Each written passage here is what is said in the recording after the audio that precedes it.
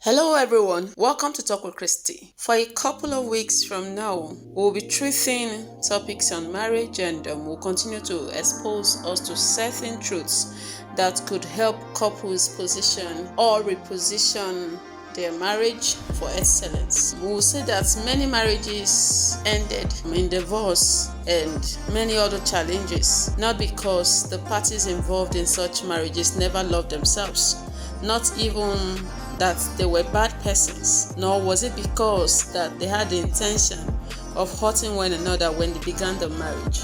There was none of such things. People didn't go into marriage because they want to deal with their spouses, they want to undo their spouses. It's usually something pleasant, something exciting, something joy, something that people are happy about. But we know that most times it turned out the couple that went into marriage all excited, all joyful, they begin to hurt one another. They become enemies of themselves. The whole process turns sour, and ultimately the couple, when the marriage begins to get so heated, there is a usual question I hear couples ask. They'll just be like, within themselves, or they can ask you as a counselor, they'll say, where did I miss it? How come I missed it? How did I miss it? Where am I getting it wrong? What have I done wrong? Where am I missing this whole thing? So that's why we began the series on marriage, and we want to dig deep into certain truths that will sure expose us to, and we believe is going to help us all together. Okay, so that's what we'll be doing through the month of May and June. So we look forward to seeing our viewers around. So we'll share knowledge with you, and we'd love to get feedback from those that are applying what we're saying, and if it's giving you the kind of results, we want to hear from you. Alright, thank you. There is always something to do differently from what we've been doing to get desired results, even in marriages, and that could just be one reason why you are watching this video today. You may be thinking you've done so much, but there is always one thing to do differently for you to get your kind of result. There is always something to do. There is never a hard or fast rule to having a healthy marriage life. But like every other institution, marriage is governed by principles that requires deep and direct application of such principles to get your desired expectations. Many people expect to hear that marriage should be something that you go into it with zero commitment, where you should put almost or no effort, like zero effort, and that it should work. That's how most people expect marriage to be like. It should be like somewhere you just move into a place with a total strange person. You're starting your life with a new person or something. You just start a business. For instance, they expect marriage to be like a business they invested their money into, and they are not going to do anything about that business. And they sit back and just wish that the business becomes prosperous. That's how many people approach their marital life. They leave everything sometimes to their spouse, or they just, two ignorant people just stay there and almost kill themselves for nothing. Okay, so they expect that marriage should be where they put almost no effort, nothing should be done to make it to work, and that it should succeed. I want to tell us today that those are some of the first teachings that has really destroyed many people. Such teachings are false. They are not true. It has ended many marriages. It has frustrated many couples. And as a result of such separations, many children have been endangered because their parents splitted, not planning even for how they will split. They just did it like that. So they've had effects on people over the years. And that's why we're beginning to encourage couples to ultimately choose right, do right. For some other persons, when their marriages go through all of these turbulences, they choose not to divorce. And as they choose not to divorce, they still do things that are destructive. So the reason is that they don't embrace the right principles, they don't learn new things, they just stay in that marriage and hurt themselves, and they are also being hurt by their spouse. Okay, they stay in the marriage, they don't want divorce, but the marriage is like a living hell. So everybody is there unhappy, struggling, bittered, sick, depressed, and oppressed. That's not the kind of relationship we want for anybody. So that is why we're saying that go for knowledge. Your spouse should go for knowledge, you should go for knowledge, because lack or almost no knowledge or poor knowledge of the rights or the poor application of the knowledge you've even acquired, if you have the right knowledge and you are not applying it rightly, you are going to destroy yourself. You may likely destroy yourself, destroy your spouse, and destroy your children. Children don't like environments where there are fightings and squabbles and arguments every time, and the whole place heated up. So if you don't go for knowledge, you ultimately destroy yourself, and the likelihood that you also do that to your children, and they are young and tender. So that's why we're asking that you don't do that. Okay, so having known this, we'll say that having gifts, because many people they trade other things in their marriage than what the marriage is itself. They don't understand what the marriage is. They talk about other things they've achieved, but the marriage itself is unhealthy. So having gifts such as your natural abilities, talents, and all of those things in marriage is good. That you are talented, you're gifted, all of those things are beautiful. But we should know that for a marriage to excel and do very well, nothing will just come and rub on you without you making it happen. A good marriage is not a gift. A good marriage, there are no gifts that you say, okay, that there are traits that you have that can just make you inherit a good marriage. A good marriage is always worked out. We've actually talked about this in the past. So watch our previous videos on marriage and relationship to get our healthy tips on marriage. Go watch our videos, okay, on marriage and relationships. As you go to watch, we ask that you subscribe to our channel and do well also to share those videos you watch with your family and friends. What they are going to learn from that will be helpful in their marriages. It's going to help them experience better relationship than they've had. Okay, so since we know that a healthy marriage isn't a gift, and that it can also not be inherited like many people had thought, then we should know that there are things that are required of us. There are those we see that are having these things right.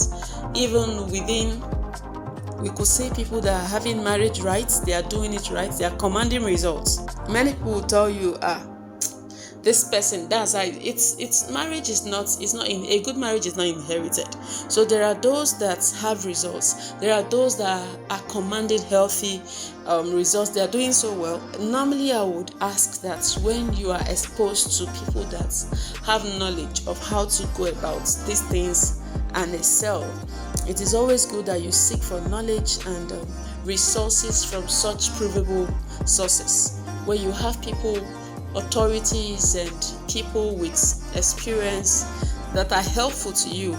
Go there, seek for knowledge. If it's materials, get such resources.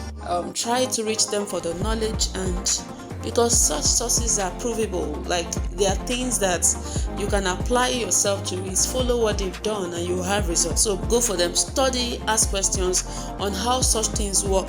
It's always like, I don't understand how some people just come up with very hasty generalizations. They just come and say, they carry out conclusions and say, the process is failed. What they are saying is not working. It's not applicable to my marriage. My marriage is unique. Your marriage didn't come from the moon. If people have carried out research, the data was carried on 4,000 persons and they had results. Other persons have done this research and they had results, and you just come up and say, no, it's not working. It's that the parties involved don't want it to work. That's just the truth.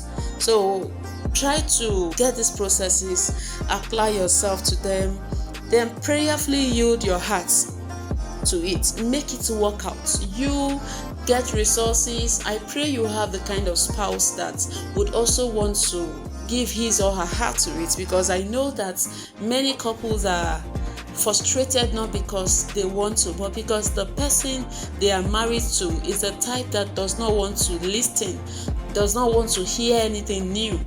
So that's where most married people have their challenges from. So we encourage that we should do what is required. We should go for knowledge and make the marriage work, make the marriage succeed. To have a thriving marriage is not the duty of one party.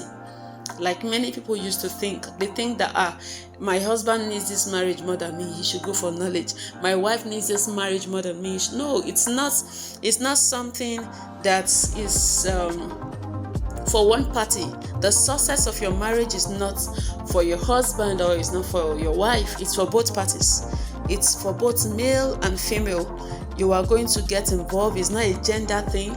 It is not for how we do it in my place. It's not for a cultural discrimination. So those things don't define how marriages should go. It's for everyone in the marriage. Everyone must be ready. Everyone must yield to it. Everyone must make themselves available. The man and the woman together must make themselves available. The man and the woman must be willing to take up active roles and participate actively and relentlessly in things that can take their marriage forward. Very important. Okay, so that's what we are out to encourage us to do. Remember, we've just said that marriage is not for the success of your marriage is not for the male or for the female, it's for both parties. And we're saying that there are principles that we could apply ourselves to, that when we stay adapted to them, we'll begin to experience healthy marriage lives. Okay? But before we move into learning these principles, we said these principles will guarantee us peaceful, progressive, and prosperous marriage life. But before we go into these principles that we've talked about, we must consider some tools. Like before you begin to do a thing, there are other things that should be called the premise upon which those other things are established. So there are tools that must be in your own marriage, before the principles that we'll be talking about by next week. We'll talk about these principles. Before the principles can be effective, there are tools that should be in your marriage. So in our next video, we would move directly into understanding. We'll share tips. We'll really share the principles with us. By next week, we'll share the principles. So let's look at these tools very fast because of time. So now there are tools that ought to be in your marriage for these principles to work. They are like the premise upon which the principles will be effective. So the very first tool that you need to put in your own life, whether you're married or single. If you're married, you're going to do some form of adjustments and work some more. But if you're single and you are trying to embark on this journey, better.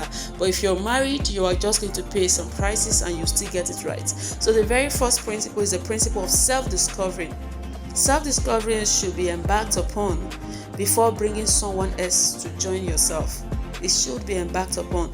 You can't be one with someone entirely different when even you yourself, you don't know yourself. Like you want to be joined with someone, you don't know your temperament, you don't know your personality, you don't know who you are, you don't really know yourself, and you want to be joined to someone else. You can't identify your own self. So it's better as a person that you identify your strengths, your weaknesses, and begin to work on your weaknesses while you deliberately grow your strength through knowledge. Okay, you have to work on your weaknesses. You have to know when you're out of it. You have to know how to handle yourself. Then you have to grow your strengths. You don't starve your strengths, you grow your strengths. So what do? You find ways of handling the difficult and funny aspects of yourself, of your life. You have to identify them. Many people don't know their lives are funny. They don't know much about themselves. They just think they are perfect. They are just sealed, like everything is okay. Try to know the funny aspects of your life while you look forward to getting hooked to someone else. Like you want to stay hooked to someone, you want to hook up with your partner, whether male or female. Try to discover yourself. The second thing you should do as a person that is willing to have a peaceful, progressive, and prosperous marital life is that you should write out those areas that you sure need help. Like after you embark on self-discovery, you find out that there are areas you're good, there are areas that you need help. Those areas that you sure need help, you have to write them out, talk to professionals for help, and learn how to contain, how to keep your excesses, how to put your excesses under control. Okay, you have to learn to work on those other aspects of your life that wouldn't be helpful in your relationship. You have to discipline yourself. Okay, the third thing is, instead of just rushing for romantic things and all of those things, go for friendship and keep things under control. Go for friendship. That's very important, and keep things under control. The fourth thing is, be very truthful to your partner, the person you are bringing into your life, whether male or female. Know that you are embarking on a journey and that your words could be used against you. So speak carefully and watch your words. Don't just get carried and say things that you don't mean and things you can't do. Watch your words, be truthful, be exact, be real. Then the fifth thing you should do is model the kind of marriage you want to create. Model that kind of marriage from the beginning. How do you model your kind of marriage? You model that marriage by leading by example. It is at the beginning that you sow the seeds. You will love those seeds that as a person you will love to grow and harvest in that marriage. Leave them out with your spouse. Those things you expect your spouse to do, the kind of life you expect your spouse to live, begin to live that kind of life. Lead it and let it be felt. Just be genuine and lead that kind of life. All right. Thank you for going all the way with us to this point. From me and for my team, we say we love you. And end note today is that if you ever dream of a peaceful, progressive, and prosperous marriage, you must abide by the principles of marriage. Although we do not have these principles listed in any particular order, but that one will need to know and apply them in whichever way they are presented. Apply them to your marriage. And we said that before these principles can be correctly applied, that there are tools, and we've mentioned 5 of those tools. We didn't exhaust the tools, but we mentioned 5. We asked that you put those tools in place.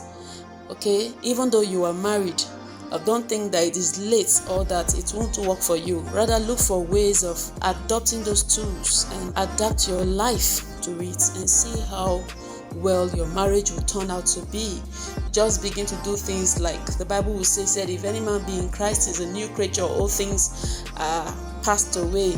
So all things have become new. So you are a new creation, and because you are a new creature, the Bible says, if any man be in Christ, he is new. All things are passed away. So just imagine that the old you is dead and begin to create a new you for your marriage and see how things turn out for you. Although all the tools, like we said, we didn't list them, but we listed 5, and we said those 5s are good enough. They are going to help your life turn around and make you a better spouse if you're married. And if you are yet to be married and you are just starting, you're trying to get hooked, the 5 tools we've treated today is going to position you for greatness. We look forward to a time in the future when you tell us that from Talk with Christie, I learned these tools and it made me a better wife or a better husband. That's what we look forward to hearing. Okay, now we ask that you subscribe to our channel, hit the notification bell, like and share our videos with your family and friends. Do well to leave us a comment in the comment box. Thank you for watching. Join us next week to learn some of our provable principles on marriage. Bye.